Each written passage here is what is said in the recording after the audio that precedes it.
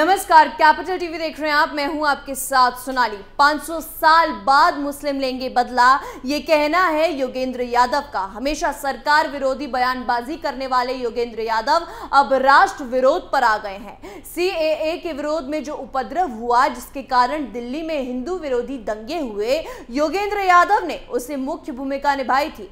Activist Yogendra Yadav ने गुरुवार 19 मई को यह कहकर विवाद खड़ा कर दिया कि हिंदू समुदाय जब बहुमत में नहीं रहेंगे तो उन्हें अपने पुराने काशी विश्वनाथ मंदिर को फिर से हासिल करने को लेकर इस्लामवादियों के क्रोध का सामना करना पड़ सकता है। योगेंद्र यादव के बयान से तो ऐसा लगता है जैसे कि वो चाहते हैं हिंदुस्तान फिर से गुलाम बन जाए। और क्या कहा योगेंद्र यादव ने, दिखाएंगे आपको इस रिपोर्ट में।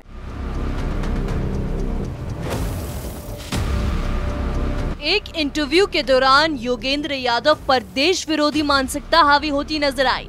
योगेंद्र यादव की एक कथनी उनकी करनी को दर्शा रहा है।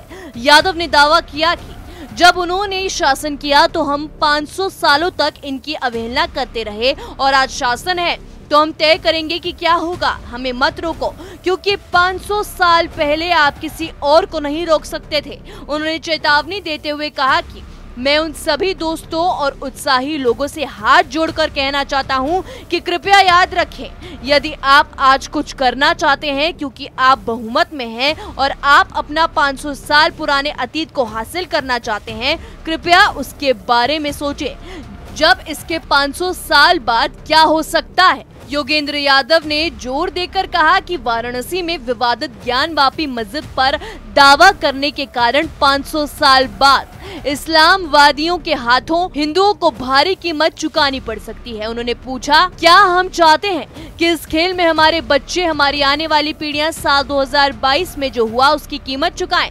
सीएए विरोधी उपद्रव, जिसके कारण दिल्ली में हिंदू विरोधी दंगे हुए, इसमें सक्रिय भागीदार रहे एक्टिविस्ट यादव ने इस्लामिक आक्रमणकारियों द्वारा हिंदू मंदिरों के विध्वंस पर भी पर्दा डालने की कोशिश की। उन्होंने कहा कि कई मंदिर पवित्र बौद्ध और जैन मंदिरों के खंडरों पर बनाए गए हैं। उन्होंने कहा कि अगर कोई कहता है कि जैन मंदिरों पर कई हिंदू मंदिर बने हैं तो क्या ये मांग करनी चाहिए कि सत्य की खोज के लिए उनकी खुदाई की जाए।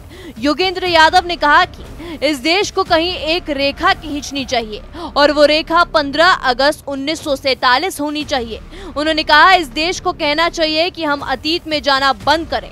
उस समय जो कुछ भी हुआ, अच्छा या बुरा, वहाँ मौजूद है और हमें आगे बढ़ना चाहिए। इस बयान के बाद उन्होंने हिंदुओं को अपनी उन धार्मिक और सांस्कृतिक विरासतों को, जिन्हें मुगलों ने ध्वस्त और बर्बाद कर दिया, फिर से हासिल करने के लिए परोक्ष रूप से धमकी दी।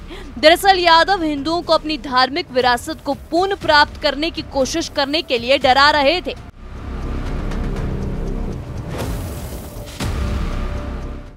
हिंदू मंदिरों के विध्वंस के बहुत सारे प्रमाण मिलते हैं, लेकिन जैन मंदिरों के विध्वंस का कोई प्रमाण नहीं मिलता। किसी किताब में नहीं लिखा है कि हिंदुओं ने जैन मंदिरों का ध्वंस किया है। यादव हिंदुओं के खिलाफ जो प्रोपेगेंडा फैलाना चाह रहे हैं वो कामयाब नहीं होने वाला है।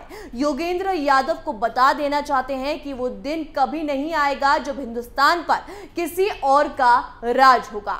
इस रिपोर्ट में मेरे साथ इतना ही। तमाम खबरों के लिए देखते रहिए कैपिटल टीवी। नमस्कार।